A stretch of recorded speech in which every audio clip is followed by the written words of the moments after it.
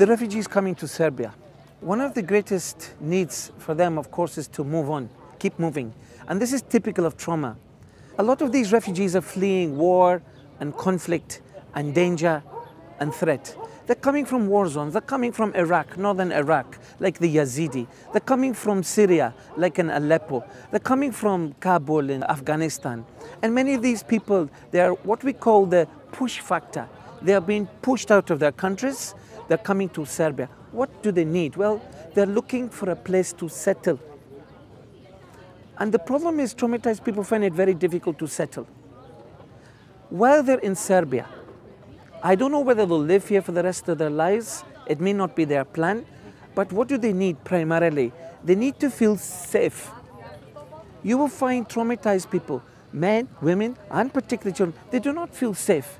Even in a camp, they do not feel safe. They do not feel secure. Are they going to be kicked out? Are they going to be closed down? Are they going to be starved? Are they going to be pushed away? They don't know. And so the fact that when we look at SOS, one of the first things our staff do is to befriend. They become friends of these people. They smile, they support. They don't shout or push or shove.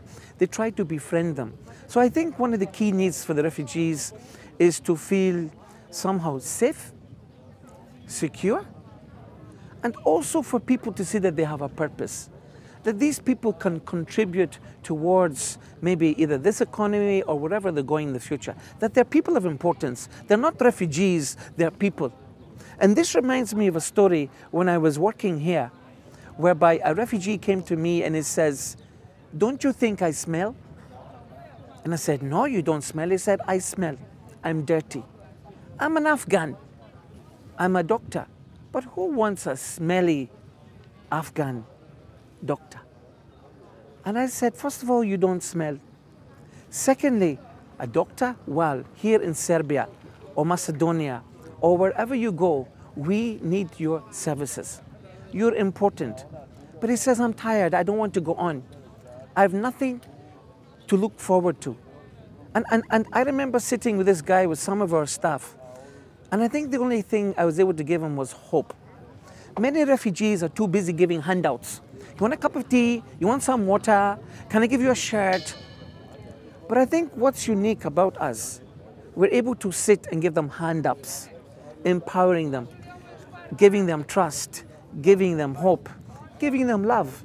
You'll be amazed when I go around seeing, particularly our staff in SOS, they don't care for refugees, they love them.